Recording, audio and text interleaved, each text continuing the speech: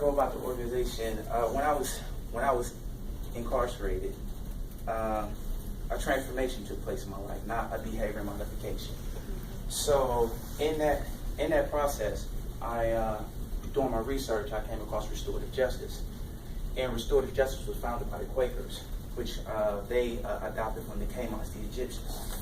So this scripture that I have right here stayed with me this whole time out of Isaiah 42. It says to open the blind eyes, to bring out the prisoners from the prison, and them that sit in darkness out of the prison house. In that, when I was going through my thing, a lot played part with restorative justice about accountability. You have to be accountable for your actions.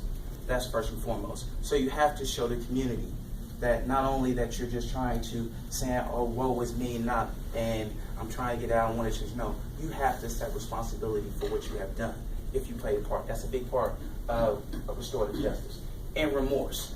Remorse is through your actions. How do you gauge change? You allow the individual to what they're doing in there, not just what they're doing in there, but what he's doing when you're not looking.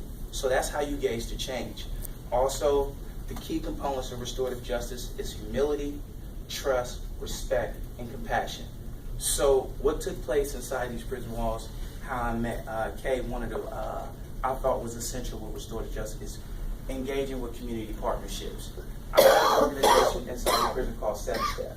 I made sure the 3 components of our organization was education, community partnership, and entrepreneurship, being financial literacy. Because a big part of the criminogenic thinking is about money. Addiction plays a part in that or whatnot. Correct. So if you educate or empower the individual about financial literacy, which I believe should be in all schools today, that will actually have an impact where you might get a different result.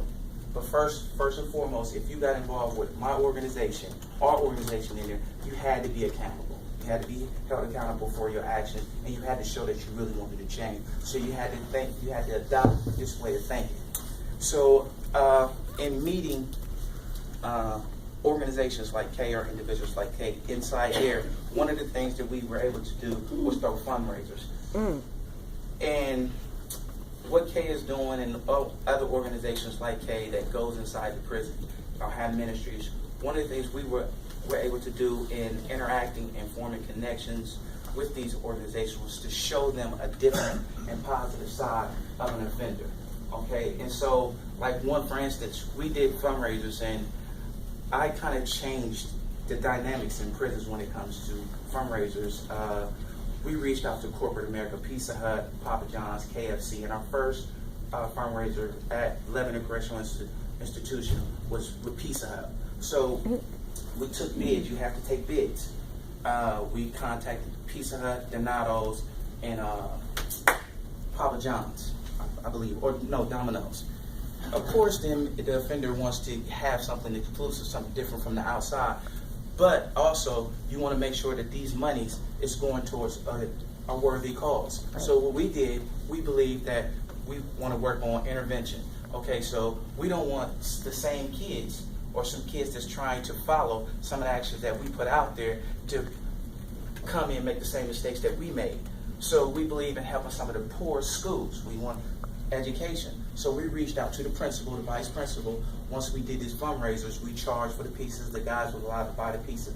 And we asked Pizza Hut, would they match our donation if it was going towards a contributor cause? And then we got to give a presentation like Kay doing about what our organization represented. And we asked them, would you help these offenders that are associated with our organizations, get gainful employment or give us some training tools so these individuals will know how to conduct themselves and get a job once they get out. And they said, of course we will do that. They actually couldn't believe that I was in jail. It was like how are you doing this? Right. So they come into this maximum security institution, gates slamming behind them, boom, boom, boom. We will talk, we'll sit down at the table, and we'll have a formal and business conversation. And I will let them know, they would think it was about the pizza. It wasn't about the pizza to me. It was about the partnership, the relationship. Because